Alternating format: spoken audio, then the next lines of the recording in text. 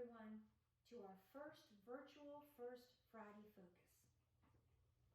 Today we're going to be featuring the art of Elisha Kane Wetherill. He was born in 1874 into a wealthy and prominent Philadelphia family, descended from one of the founding members of the Free Quakers, a society formed by men expelled from the Quakers due to their involvement in the American Revolution. His family was considered Old Philadelphia, also called Proper Philadelphia, who claimed heredity and cultural descent mainly from England, Wales, and Germany, who settled the state of Pennsylvania, and who also founded the city of Philadelphia. They are considered part of the historic core of East Coast establishment, along with other wealthy families such as the Boston Brahmins and the 400 of New York City. These families were influential in the development and leadership of the arts, culture, science, medicine, law, and politics in the United States. Elisha's father, Samuel Wetherill, was a successful industrialist and chemist who invented a method for producing zinc oxide from zinc ore, thereby drastically reducing costs associated with paint production and facilitating the development of ready-made paint. This was a huge breakthrough in the art world at that time. The use of white zinc oxide as a pigment in oil painting started in the middle 18th century. It had partly replaced the poisonous lead white and was used by painters such as Arnold Backlund, Van Gogh, Munch, and others. Though zinc oxide has been around since the 1700s, it was not seriously considered as an artist's pigment until after 1850. Today, it is the type most widely used in artists' oil paint. Perhaps with plans to follow in his father's footsteps, Elisha first studied chemistry at the University of Pennsylvania.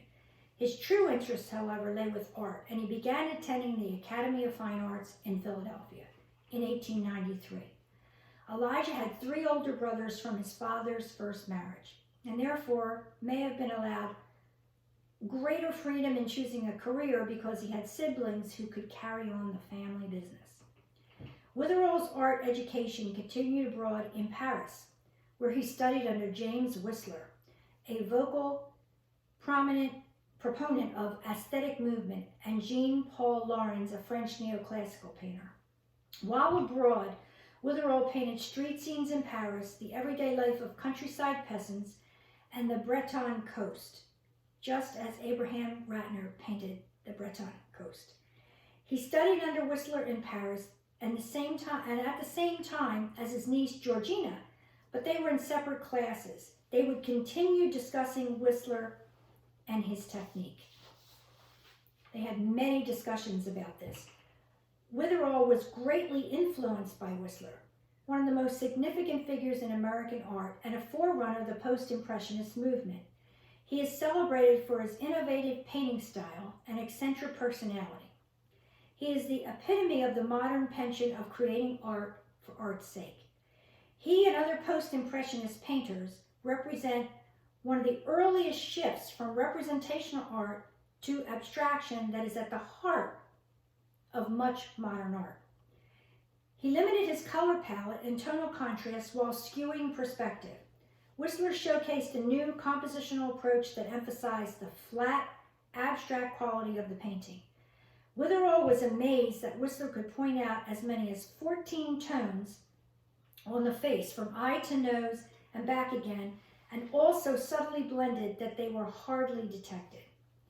Whistler is quoted as saying, "If a man who paints only the tree or flower or other surface he sees before him were an artist, the king of artists would be the photographer. It is for the artist to do something beyond this." Upon returning home to the United States, Wetherill enlisted in the military, joining the 7th Regiment of New York. He served briefly in the U.S.-Mexican border during the Mexican Revolution, and then in World War I as a billeting officer stationed in France, a position he held due to his understanding of the language and knowledge of French culture. Barry Fulner and Sherry Edmondson Fry had formed a civilian camouflage group for the purpose of preparing artists to serve as army camoufleurs. When the United States entered World War I, they were among the first to join a unit called the Camouflage Corps, comprised of 6 officers and 260 men, among them Abraham Ratner. At the war's end, Wetherill settled in New York City, returning to his work as an artist. However, wounds sustained during the war provided a constant distraction from his efforts. Wetherill maintained studios in Phoenicia, New York, and Aberdeen, North Carolina. Throughout his short career, Wetherill painted a diverse range of subjects, including portraits, nudes, landscapes, cityscapes, often painting in the vibrant, bold colors. He was also a skilled printmaker, producing countless etchings depicting city shops and country scenes. Known as a man of great simplicity, Wetherill drew influence from his surroundings, translating his love of life into oils on canvas.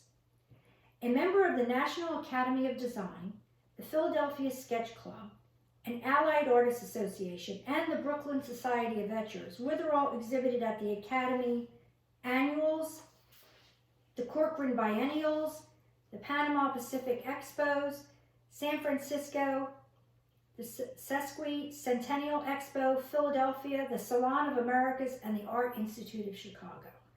His work is in the Pennsylvania Academy of Fine Arts, the Art Club of Philadelphia, and the Luxembourg Museum in Paris.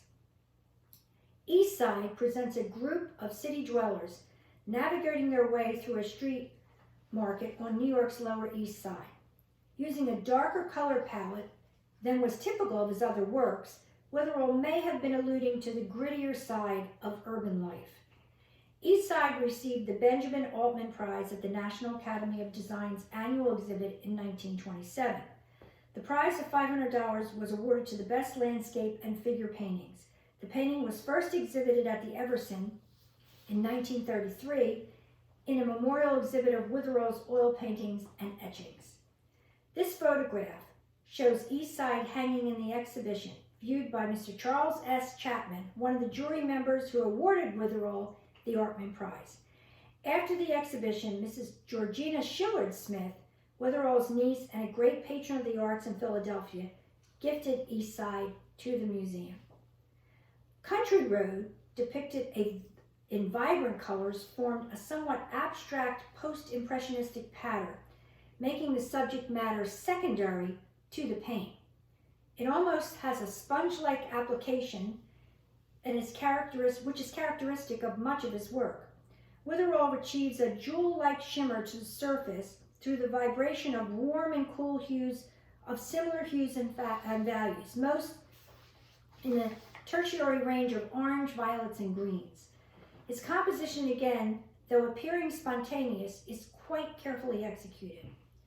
Several of Wetherill's canvases won gold medals in San Francisco in 1915. Several of his etchings were purchased by the French government for the Luxembourg galleries. Wetherill died in March of 1929 in North Carolina at age 55, after suffering for years from injuries received in World War I. He is buried in a huge family crypt in Philadelphia with 73 other family members. Georgina Shillard Smith, formerly a Wetherill and niece of Elisha, was adopted by the Shillard Smith family. In 1944, she dedicated several acres of land in Bel Air to create the Florida Gulf Coast Arts Center, consisting of modern studios, galleries, and lecture halls, later to become the Florida Gulf Coast Museum of Art. The student was donated to the Gulf Coast Arts Center in 1956, 1 year after Georgina's death. In 1992, the painting was valued at $4,000. We do not have any definitive proof, but I believe that this painting is of his niece, Georgina. It has that definite post-impressionistic style, and it does strongly resemble her. Now, as a footnote, although I could not find any direct evidence that Elisha and Abraham Ratner knew each other, there are so many parallels during their lives that I feel certain that they did. At the very least, they must have known of each other. They were more than 20 years apart in age, but both were part of the camouflage unit in World War I. Both had studied at the Pennsylvania Academy of Fine Art, and Kane exhibited at the Corcoran School of Art while during the time Ratner was an art student there. Their styles were different, but I believe that the early deviation by Kane from representational work may have served as an inspiration for Ratner, just as Picasso and others of that generation did. Both Ratner and Wetherill were participants in the revolution of art in the 20th century.